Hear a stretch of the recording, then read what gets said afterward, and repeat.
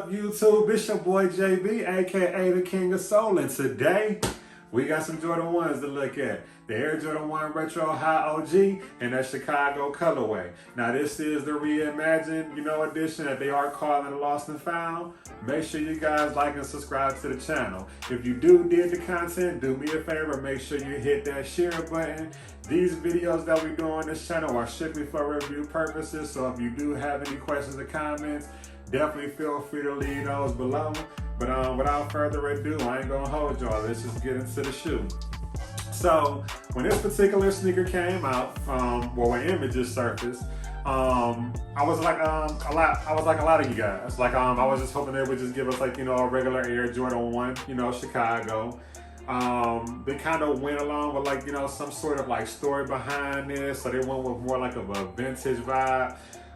So the story behind this is actually supposed to be as if the Air Jordan 1 was released back in the 80s, which it was, and there was a situation where somebody happened to stumble across a pair of these in the back of one of the mom and pop sneaker shops, who sold the sneakers back then.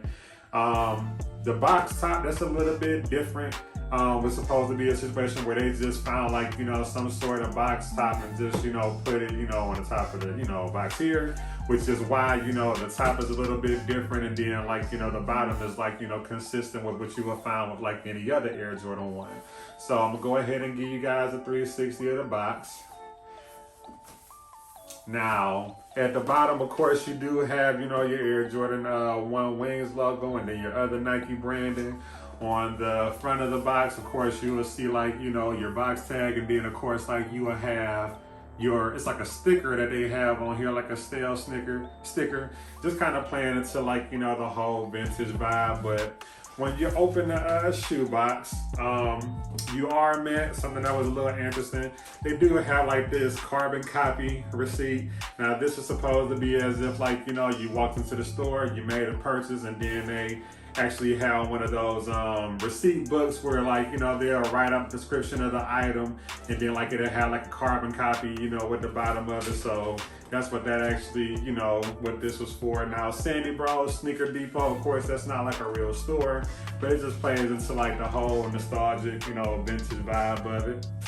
Now the actual, when you open the box, you do have this paper, and it does have two. You have a standard white tissue, and then you actually have this one here. Now this have it's newspaper clippings, and it actually have photos of MJ, and then there's pictures of Air Jordan 1s, and then it has actual advertisement from newspaper magazines and things like that. So again, playing into the whole nostalgia vibe of it. Now me personally, I really didn't care for the actual story, because it was silly. It didn't make sense. But at the end of the day, I do understand vintage is in now. So of course that's why even for the sneaker itself, there's these aged hits on the seat to kind of give it some more of a vintage vibe.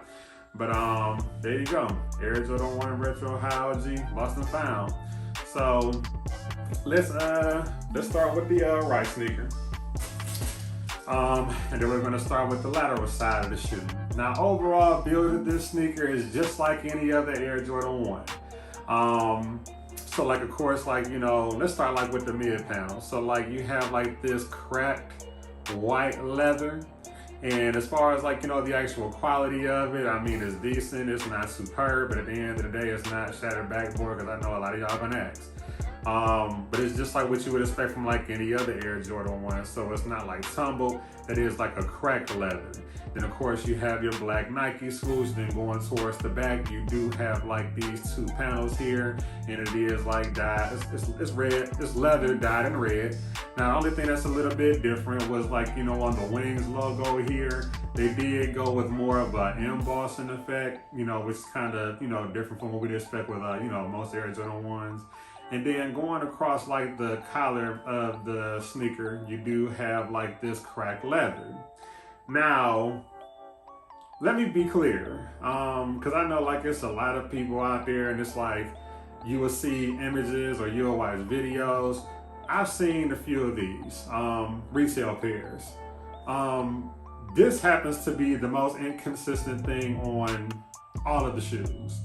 Some it's like, it's cracked less than mine, but then you have some where it's like, it's cracked and it's excessively cracked. Now, me personally, I do like what they were trying to do with the shoe, but I think that's something that they should have taken consideration was the fact that over time, I'm kind of curious to see like how that would, do over time. Because if it's a situation if, because I like to wear my sneakers, I take good care of them, I'm not spending my money.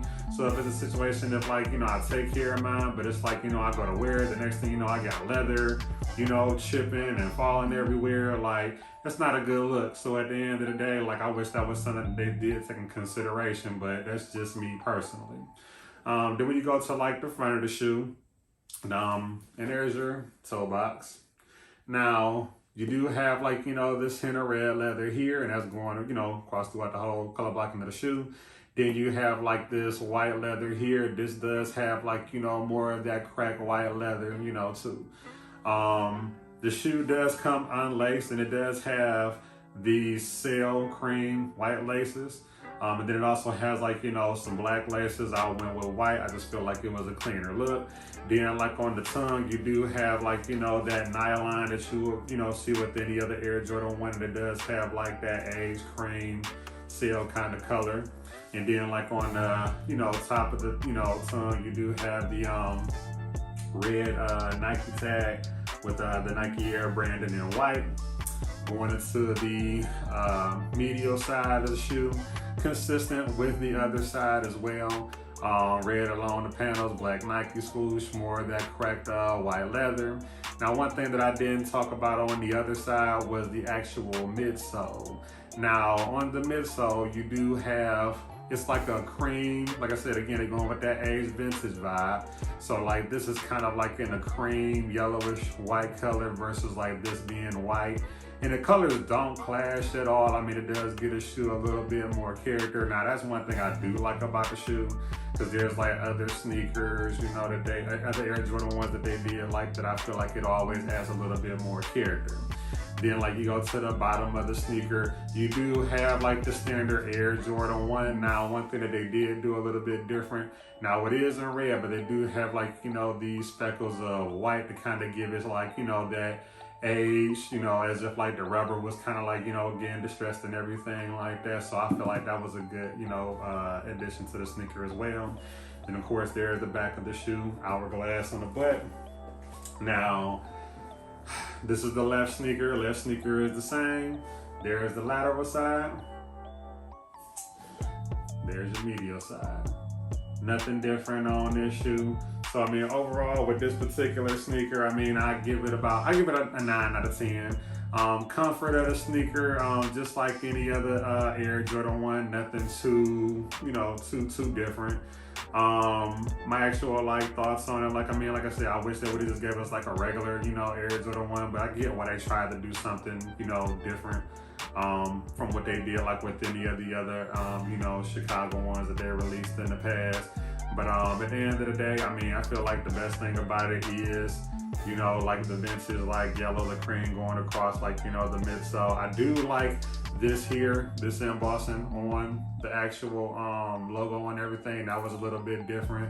But anything beyond that, like the cracked leather going through the shoe and everything, like I just feel like it was, I don't know. We just got to see like how it does over time. Like if it doesn't really like make or break anything as far as like, the leather chipping or anything like that, then we good. But if not, like I said, I mean, I'm just one of them people that's just like, if I spend my money, then at the end of the day, it's a situation where I want my stuff to last. So before we get up on out of here, I'm going to give you a B-roll in the on foot like I always do. Don't trip, it's coming. But I'm going to give you a 360 of the shoe. But again, like I tell you on all my videos, make sure you guys take the time to stay engaged with me. Like I'm on Instagram, Twitter, everything is at the King of Soul, so make sure you guys, add me on those as well. But there's the front of the shoe.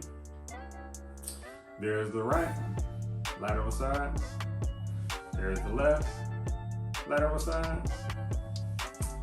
There's your bottom, medial side, and then of course, you know, I gotta show that, you know, it does have the hourglass on the back and everything. But other than that, Air Jordan 1, you know, Reimagined. One more thing that I did want to show this to you guys because like this was something that was a little bit different.